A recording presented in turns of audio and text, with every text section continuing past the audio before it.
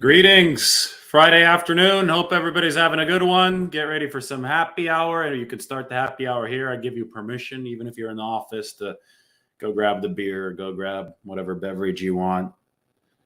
Let's talk some 49ers. Bring your questions. If you're at home, even better, because then you won't get in trouble with your boss. But it was a little less eventful day for the 49ers. They made one move today. Darqueze Dennard, 1-year deal for the former first-round draft pick way back in 2015, I want to say. Been with a bunch of teams.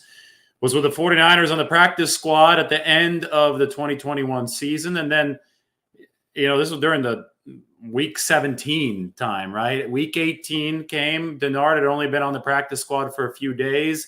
The 49ers needed him because K'Wan Williams wasn't available against the Rams in that must-win game. So Dennard was pressed into duty after Jaquiski Tartt got hurt because the initial backup nickelback was Dante Johnson. Johnson slid to safety. Dennard played 2 very valuable snaps at nickelback, and the 49ers beat the Rams on their way into the playoffs. So Dennard is back in tow with the 49ers for the 2022 season. I'm not projecting him to the 53-man roster quite yet. In fact, in my roster projection on that spreadsheet that you can access on Google Sheets, I have Dennard on the bubble. So that is the news of the day. Maybe some more news will come in. Maybe I should keep Twitter open. It's not going to be like it was during free agency wave 1, though, when I literally had TweetDeck open and you guys just watch me work. Stuff was rolling in a bit quicker then. We're at the second wave of free agency now. We'll be on the third wave soon if we're not there already. And that means that the news is going to be fewer and further between. Right now, what's the date? March 25th? Yeah, so we got about a month until the draft. And in that time, you're going to see a lot of people transform into film experts on all the college draftees. It's going to be a total crapshoot for the 49ers who don't pick until number 61. And they have 9 of them. They have 9 picks. I don't know if they're going to trade up a little bit. I mean, the draft is one of the most unpredictable events in sports. It's probably the most unpredictable offseason event in sports because just one change, right? Just one trade up in front of the 49ers, behind them, wherever, that is not anticipated can change what every other team does, domino effect fashion. So it's tough enough to predict when the 49ers had number 3 last year, right? They ended up going with Trey Lance. It's going to be exponentially more difficult now that they have number 61. But the team building process is a combination of free agency and the draft. We're at second, third wave free agency. Draft is going to be coming up. 49ers, the update after the Dennard signing, they're probably at $2 million, a little bit less in 2022 salary cap space. It's going to cost $7.7 million to sign the draft class. So more cap maneuvering moves are coming. Maybe the 49ers extend Samson Ebukam. Maybe they extend Jimmy Ward. There are a few other things that this team could do. So we'll just cross all those bridges when we actually get to them. All right, I want to open it up to questions a little bit sooner. This is the 49ers offseason update and Q&A. So let's have them pour in. Let's all hit that subscribe button and let's have some fun. It's Friday happy hour. All right, let's check it out.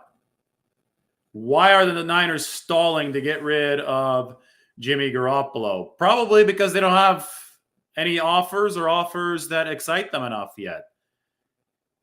They're buying time in the pocket is what they're doing. That's what they did with the restructures of Eric Armstead and George Kittle. The ship left harbor at the start of the new league year, and the 49ers wanted to be able to fit Jimmy Garoppolo onto it because the quarterback market is going to evolve. Inevitably, guys are going to get hurt. Teams are going to find new needs. And Jimmy Garoppolo is theoretically going to get unhurt. He currently can't throw the football. And as we know, if you trade for a quarterback or bring him into the fold as your 2022 starter, probably one of the last things you want to do is introduce him at an opening presser while he's wearing a sling on his throwing arm. So, I mean, there were, several wrenches thrown into this whole process. The first was Garoppolo needing the shoulder surgery and the fact that that shoulder surgery is going to put him in that sling for a little while. He can't throw until late June, early July. But then you had Tom Brady reinsert himself into the QB mix, took up a potentially open spot in Tampa Bay. And obviously Deshaun Watson took up a potentially open spot in Cleveland. Though that's funny because they still have Baker Mayfield. So right now you're just sitting there and you're waiting as the 49ers for somebody to want to grab Jimmy Garoppolo. And there are fewer spots in the musical chairs rotation than had been initially anticipated. And one of the potential suitors, at least according to people on social media, and there are a couple of reports that the Colts might be interested. Well, they wanted a quarterback in place for OTAs to actually throw the football because they wanted to avoid the Carson Wentz disaster last year. You know, there were all those rumors that he was bad for the locker room, didn't really fit well within the system.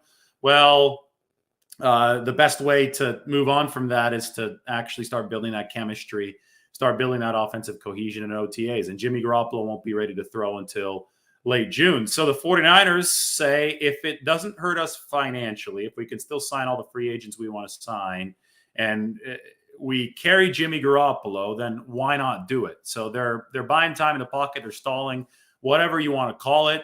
Guys can get hurt. Jimmy Garoppolo can get unhurt. He's rehabbing right now. Hell, even Trey Lance, something can happen to him this offseason.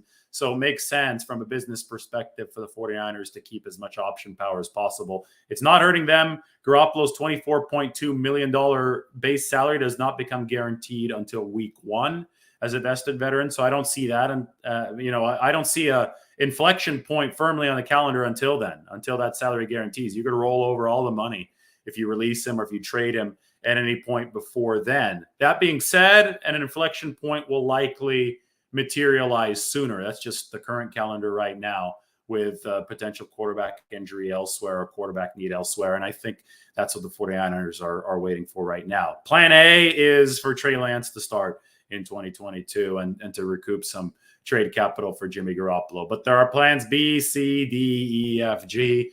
I mean, I guess we have to address them all, but I'll tell you what plan A is, and that's for Lance to be the starter next year. Wasn't Jimmy G going to have surgery on the thumb? No, both of his injuries were TBD as far as will he need surgery or will he not. So it was the thumb injury, right thumb, and then it was the right shoulder, and that was hurt because the thumb was hurt because he got hit by Randy Gregory against the Dallas Cowboys in the wild card round, and he landed gingerly on the right shoulder. I mean, it sent a jar through the right shoulder because he didn't want to put all that pressure on the right thumb. The shoulder injury is a capsule injury. The thumb injury is an avulsion fracture and also a ligament tear. Similar to the Chris Paul injury, but the 49ers and Garoppolo's doctors all figured, and I think they've been correct in that assessment, that the thumb was off the injury report by the end of the playoffs. There it was only the shoulder. So, or was it only the? No, it was only the thumb, but not the shoulder. But as you can tell, Garoppolo still had both hurt. So he had to get the shoulder surgery. That was the capsule tear. Rehab didn't take. Now, for all the conspiracy theorists out there, it's not in Garoppolo's interest to stall a trade from the 49ers. I mean, obviously, he's already said his goodbyes in that postseason press conference. Obviously, it's in his best interest to keep his value up. So, and eliminate any questions so he can go to wherever his career is going to continue to. So it's just the way that, this all shook out. Sometimes you don't get the perfect set of circumstances in life. And that's what happened here to both Garoppolo and the 49ers. Rehab on the capsule tear in his shoulder didn't really take. He had to have surgery. Prognosis on the surgery recovery looks good, but it all came at a time where the market just further shrunk because it seemed like the Colts, for example, who might have been interested, really wanted a quarterback who'd be able to throw during OTAs. So to answer your question, the thumb, that was always TBD on surgery. Answer for that, at least as far as I know, has been no. But for the shoulder, which was TBD as well, the answer there was yes. And that's why we find ourselves in the situation that the 49ers are analyzing right now. Doesn't the injury or surgery prevent Jimmy Garoppolo being straight up cut? He can be straight up cut, but he has what we call an injury guarantee in his contract. So the cap hits what, 25? Oh, it's 26.9 million. But the base salary plus the bonuses, those all add up to 25.5 million for the 49ers this year. So that's how much the 49ers stand to save if they trade Jimmy Garoppolo. The problem is they can't save that much if they cut him, because of the injury guarantee. And that means that if you are cut while you're hurt, while you can't pass a physical, you get however much the injury guarantee is worth. And in Jimmy Garoppolo's case, that is $7.5 million. Now, the reason this injury guarantee kicked in is funny because it was an incentive-based injury guarantee. When the 49ers qualified for the NFC Championship game in the 2019 season, the one where they kicked the Packers' asses, that's when the clause in Jimmy Garoppolo's contract for the 2022 injury guarantee kicked in. So there were a number of ways in which Jimmy Garoppolo could earn that 2022 injury guarantee. And one of them was to make at least the NFC Championship game. So because of that, $7.5 million. If Garoppolo is hurt while he's cut, then the 49ers still owe him that money. Now, there are offsets in that language. So say that Garoppolo gets cut, 49ers owe him that $7.5 million, and a team like, I don't know who, the Denver Broncos. I'm just tossing that out there. Maybe Russell Wilson gets hurt this offseason, and the Broncos need a quarterback, right? So say,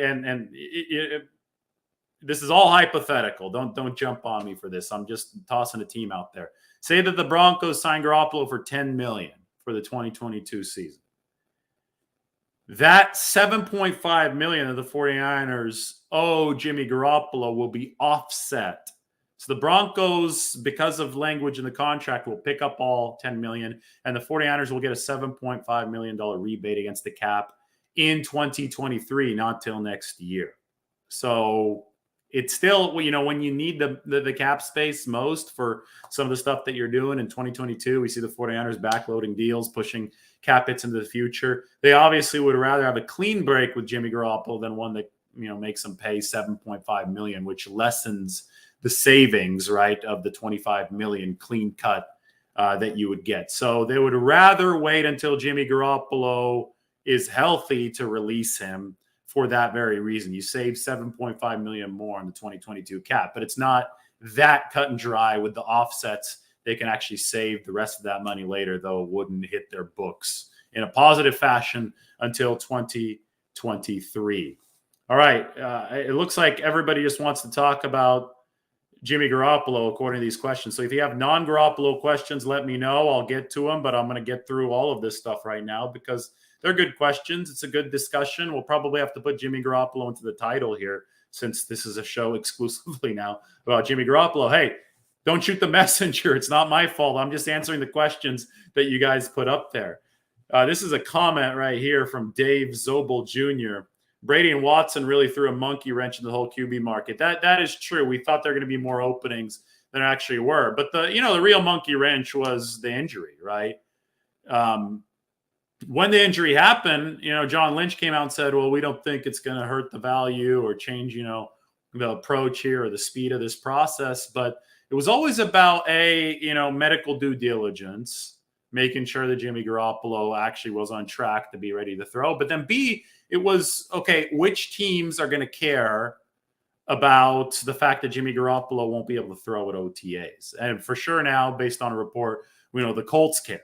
Right, the Colts did really care about that, so you really evaporated any interest they might have in Jimmy Garoppolo since he wouldn't be able to throw during OTAs. But the main thing that having fewer potential suitors on the market does is it increases the chances that almost all of those suitors will want Garoppolo to be able to throw in OTAs.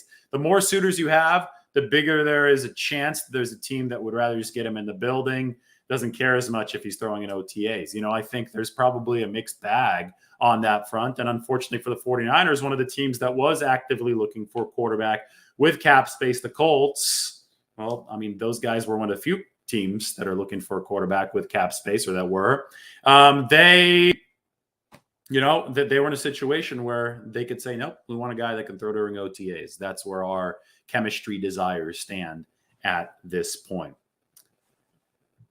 What do you think was the biggest missed opportunity this offseason? So, well, I'm not sure if the 49ers actually missed out on a free agent signing because of money. So I don't know if you're implying that the 49ers lost something money-wise. But as far as opportunity to sign. I mean, you could talk about Chandler Jones, right? He went to the Raiders. We know the 49ers were in on Chandler Jones. We have to speak to Chandler Jones. We're going to have to hear, maybe even give him truth serum to hear why he chose the Raiders over the 49ers.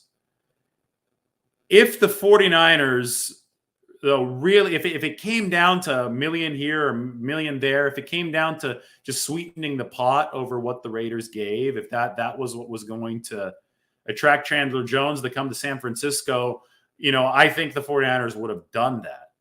But I think that his decision, it might have been rooted in uncertainty at the quarterback position for the 49ers. I'm not saying there's uncertainty surrounding Trey Lance, but just okay, where will Lance be in 2022? Where will the 49ers as a team be in 2022? Whereas, there was probably a little bit more of a promise of, I don't want to say stability, but a little bit more of what you're going to get with the Raiders for Chandler Jones. And hey, maybe he just wanted to go to Vegas and play there. So you talk about missed opportunities. It's impossible to know exactly and talk about this exactly unless we know exactly how much each free agent of the 49ers might have missed out on, was offered by them, what the counter offer from other teams was. I mean, and to me, I don't think it did come down to those finances. I think because the reason that I think that's a very educated and good assumption is because the 49ers still have financial maneuvering in their back pocket. Yes,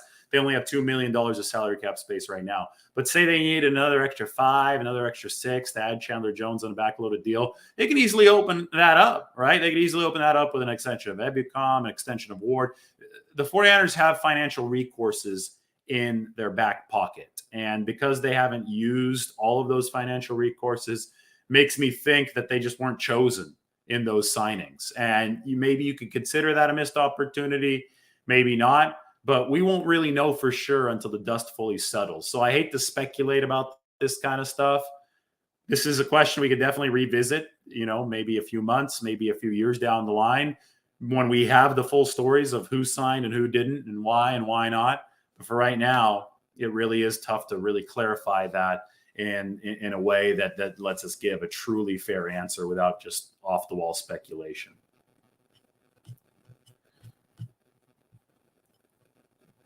Losing the running back was huge. Well, let's take a look at that 49ers running back room right now. I mean, yeah, I guess you're talking about Raheem Mostert. Oh yeah, keeping Raheem, losing the running back was huge. Okay, you see, I see too. I figured you were talking about Mostert. Here's the thing about Mostert. He's played in 8 of his past 33 possible games. Injuries have been a huge thing. So on one hand, people are going to cry about the 49ers not fielding a healthy roster. Oh my God, everybody's always hurt. What are Lynch and Shanahan doing? But then on the other hand, you're going to have people complaining they didn't re-sign a guy like Mostert, who's only appeared in 8 of his past 33 possible games. So he's missed 25 of his past 33 possible games. And I'm sorry, at some point you have to make a decision. And I think the 49ers have taken steps and made a decision to try to make their roster more durable.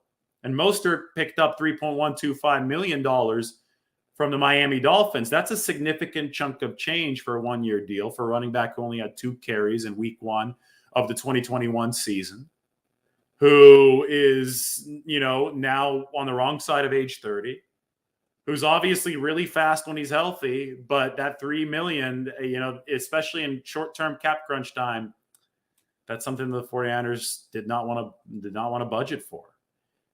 Would they have brought him back at 2? What was the magic number? 1.52? I don't know, but it wasn't 3.125. So now Mike McDaniel has Mostert and he has Tyreek Hill, and all power to the Dolphins, but health is wealth for them. If they could stay healthy, they're going to have game-changing speed at the running back position and at the wide receiver position. And Mostert and Hill, 2 guys who absolutely have revolutionized how defenses play their respective offenses due to how fast they can burst. So it's going to be really fun to watch those 2 guys. We know Mike McDaniel has that need for speed, and he does have that speed right now in Miami.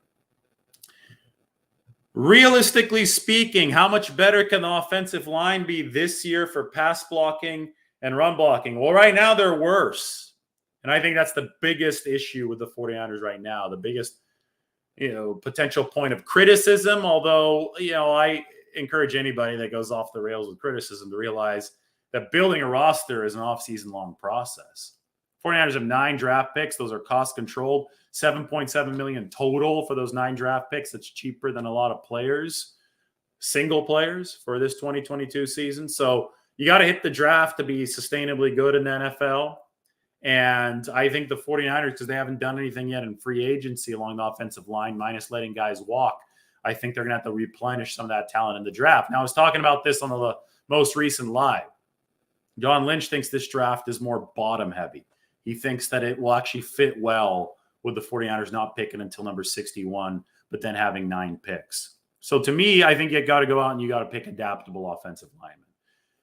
You need an apprenticeship under Alex Mack because he's going to be 37. He's getting married in Ireland. I think as we speak, Kittle and Juszczyk are both out there. But, the guy's a treasure trove of knowledge. He's been in the National Football League this is going to be his 14th season. Center is an extremely cerebrally difficult position, especially in Shanahan's scheme. There's a reason why he keeps on going back to Alex Mack. Well, he played for Mack in Cleveland.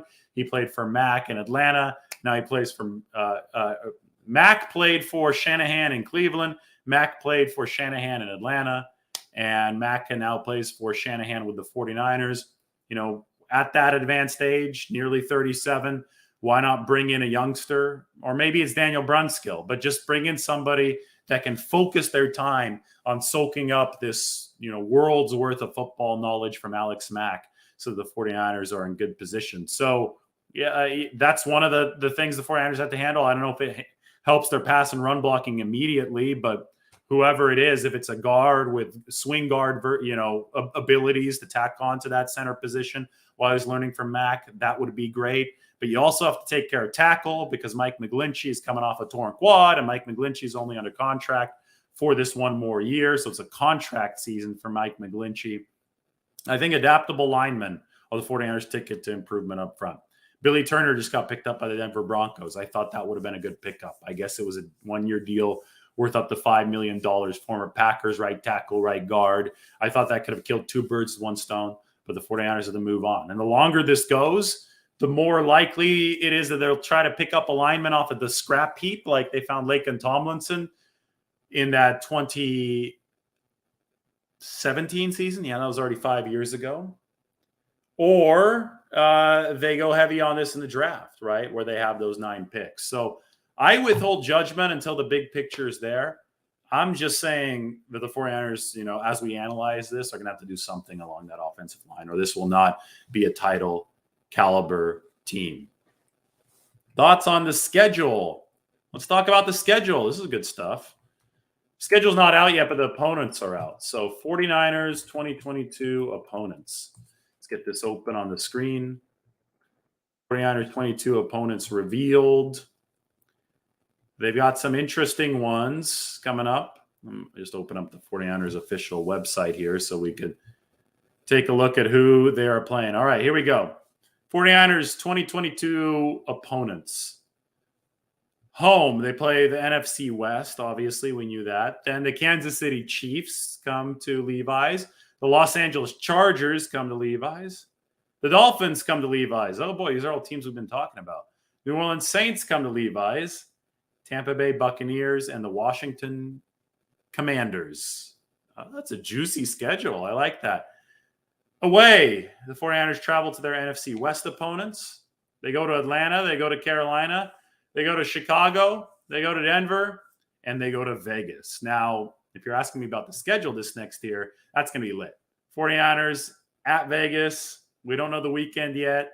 As soon as we do know the weekend, I'm booking. I'll have that ready to book because it's going to be flooded in Las Vegas. It's going to be an experience. It's the first matchup between the 49ers and Raiders in the regular season since the move. And, that stadium, Allegiant Stadium, not too far from Mandalay Bay. Circa's a good place to stay, downtown Vegas. I've stayed there before. That's like Disneyland for sports fans. Sportsbook is completely unreal. Derek Stevens, owner of Circa, has done such a great job building that spot. Circa might be the play, although you're going to be further away from the Strip. You're going to be in old Fremont Street. Definitely going to have to take a cab to the game. Can't do the whole walk across the freeway at that point. But To me, that Raiders game, especially now they have Devontae Adams, remember East Palo Alto native, that's exciting stuff. But Tom Brady's coming into town. That's going to be gripping. The Bucs are coming to Levi Stadium. Washington, that's the Carson Wentz battle, right? I mean, he let it win last year. You know, really was just chucking the ball up in a monsoon and hoping that pass interference would bail him out, but that worked. So that's going to be fascinating to me to see how he does with Washington. 49ers fans will get a front row seat of that at Levi's. The Miami Dolphins and Mike McDaniel make a return. And then obviously you have Mahomes, now minus Tyreek Hill, and the Chargers who have loaded up in free agency. So the AFC West is going to be coming hard at the 49ers and the rest of the NFC West. So those are my thoughts. Away schedule. I already talked about the Raiders. Niners go to Atlanta. They go to Carolina. They go to Chicago again. And they go to Denver to face Russell Wilson. Just can't get away from that guy, can you? Russell Wilson leaves the division. 49ers still happen to be playing the division in which he's in. It goes from NFC West to AFC West, and that's where we are now. All right, couple more, then we're going to get going. Already nearing the 30-minute mark. Yeah, Mike likes Circa. No children allowed. Circa's awesome. I was there in June. Yeah, last June. It was so good. It was 112 degrees outside, but Circa was unbelievable. Hi, Scott. No, Garoppolo not gone yet.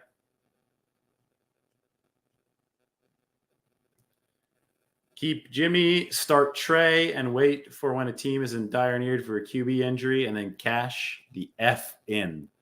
That might be the 49ers plan. I just think that they believe that, you know, the opportunity to cash in might come sooner rather than later. So you don't have to carry Garoppolo into the regular season. Now, the good news is for the 49ers, even if you carry him into the regular season, it's not like, you know, when that $24.2 million guaranteed becomes guaranteed, it's not like you are on the hook for it, even if you trade him.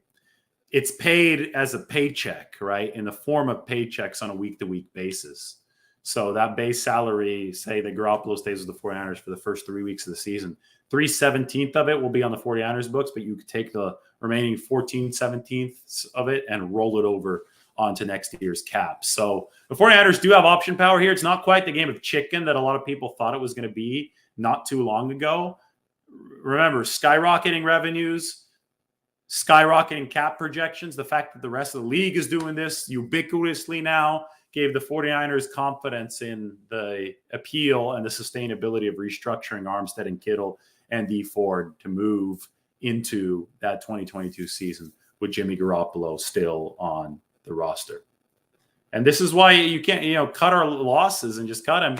He's not bothering anybody on the team right now. He's rehabbing the background. Lance is going to have all the shine. If you could financially fit Garoppolo, I don't see the benefit of cutting him. I really don't, just from a simple business perspective, because he'll be able to get you a little bit more back in the future. All right, guys, good stuff. Next season is Mike McGlinchey's contract year. Yeah, he's making $10.9 million on the 5th-year option. I don't think the 49ers want to extend him until they see him come back from that quad injury. So it's a contract year for McGlinchey, and it's also an injury prove-it year for Mike McGlinchey coming off of the quad tendon tear. All right, good stuff. Thanks, everybody. Subscribe to the channel. It was a fun show. More Trey Lance breakdowns coming. I've got the 8-part series that might, if enough people watch it, become a 10-part series with a couple bonus episodes. Those will be up within the next few days. It's every single snap of Trey Lance's 2022 season broken down from the All-22 Coaches Film angle right here on the channel. So hit that subscribe button now. You'll get all that good content. Everybody, thanks for joining. Hope we recap the free agent situation well. And we'll talk to you all next time. All right, hit the subscribe button right now. Trust me. Do it. We'll talk to you soon.